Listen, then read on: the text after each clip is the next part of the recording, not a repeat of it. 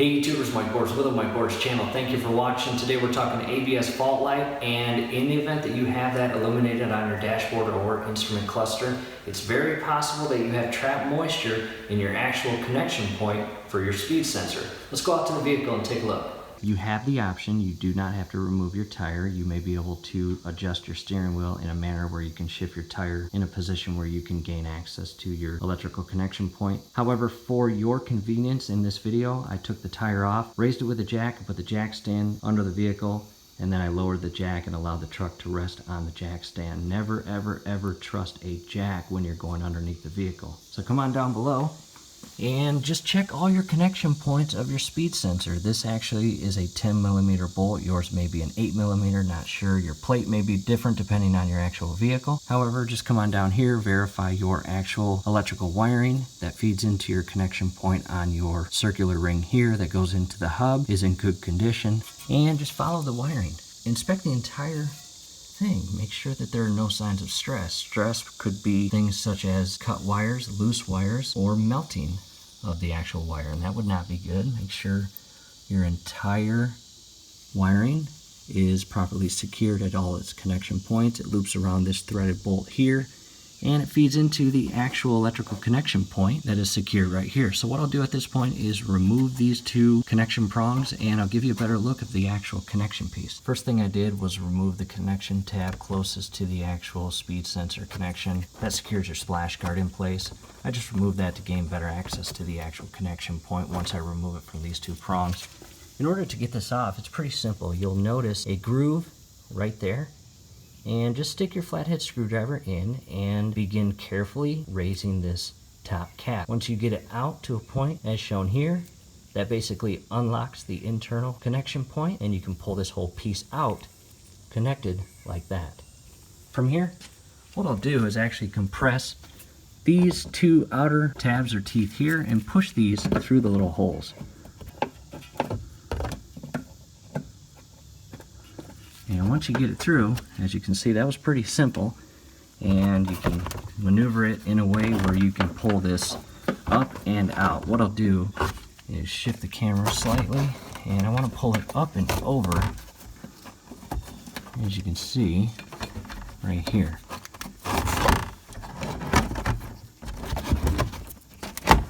And once you get it out, there's your connection point. What we are going to do is carefully compress this rear tab downward, and as you can see, it raises the front end slightly, and once you do that, you can shift this electrical connection point off this housing, and I may need both hands to do it. At this point, again, I needed both hands to disconnect this connection point. This rear tab here, compress downward, and at the same time shift this off the connection point here. With that said, let's inspect the internal leads. As you can see here, those two electrical leads inside those two square/rectangle holes there. Make sure that they are not corroded. Make sure that they are there and in good condition, and make sure that there is no moisture gathered on this internal portion.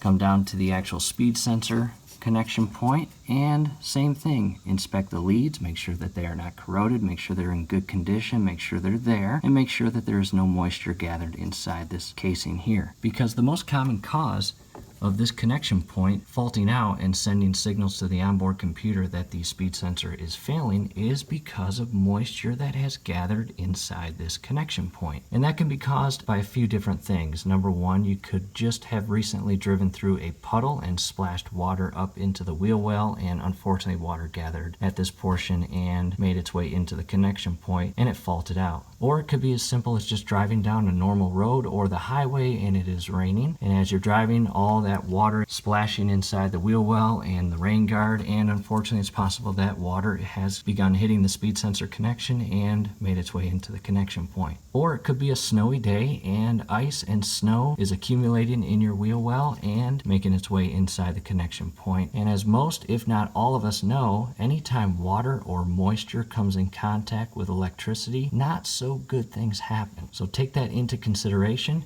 In the event that you do have moisture in here, let this sit unconnected for 3 to 4 hours or overnight. Just make sure that this connection point is completely dry and water and moisture free when you connect it back to the connection point for the hard wiring to the system. Because again, Moisture causes that ABS light to illuminate any time it has gathered in this connection point. So with that said, your speed sensor may still be in perfect condition and all your wiring still in perfect condition and all your connection points are properly secured. However, you're getting that ABS fault. And again, that's because possible moisture inside this connection point. So again, make sure it's clean, reconnect it, resecure it, reconnect the battery, and take it for a test drive, and hopefully that ABS light will turn off in the event that you had moisture in here and cleaned it out. When it comes time to reconnect, make sure that you insert the actual connection point and align it properly and push it in until it clicks.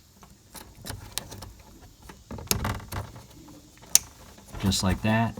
And make sure that internal tab or locking tab is securing the connection points together. From here, go ahead and realign it in the wheel well. Careful as you maneuver this. You don't want to harm the wiring as you're moving it.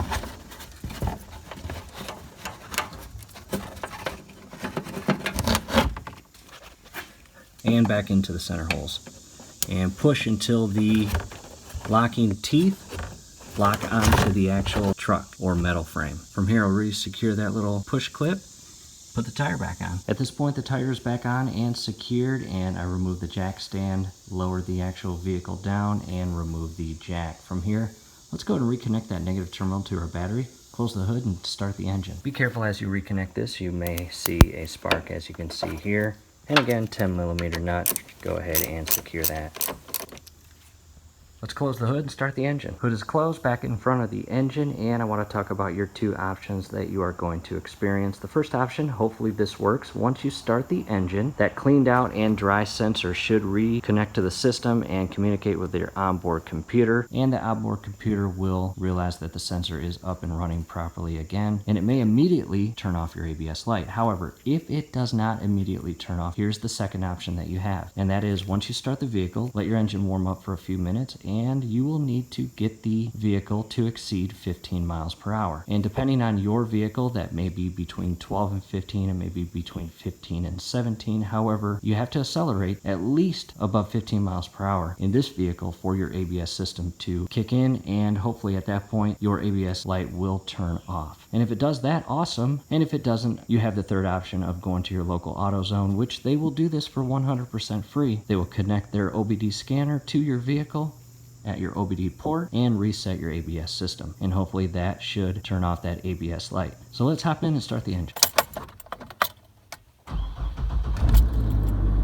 And the engine has started, and we're just patiently waiting for all sensors to communicate and systems to verify it's in its proper configuration. And as you can see, check engine light's off and the ABS light is no longer illuminated, and that's great. The only thing flashing there in the lower left hand corner is your seatbelt. So obviously prior to your test drive, make sure you put your seatbelt on. And real quick, odometer wise, 88,553 miles. So in the event that you are experiencing an ABS fault of any sort and you are in that odometer range, you're not the only one. So at this point, we don't really need to take it for a test drive. However, we are going to take it for a test drive. We are going to run some errands, run to town, probably put about 40 miles on the actual vehicle, and hopefully that ABS light stays off. All right, YouTubers, back from the test drive, put about 43 miles on the vehicle, and the ABS light and check engine light all stayed off, which is awesome. Hope the video helped. Do us a favor, below the video you will see that thumbs up icon. Click on that, like the video, subscribe to the channel. Definitely go to your settings, turn on your YouTube notification bell. Hey, once you do that, every video that we upload, you will be notified. You will be able to stay up to date with us, and that will be awesome. Thanks again for watching. And hey, in the event that that actually does not turn off your ABS light, we need to continue with the troubleshooting process. And down below in the description section as well as the comment section, I will post links to additional troubleshooting steps to get that annoying ABS light off your instrument cluster. So definitely check those videos out.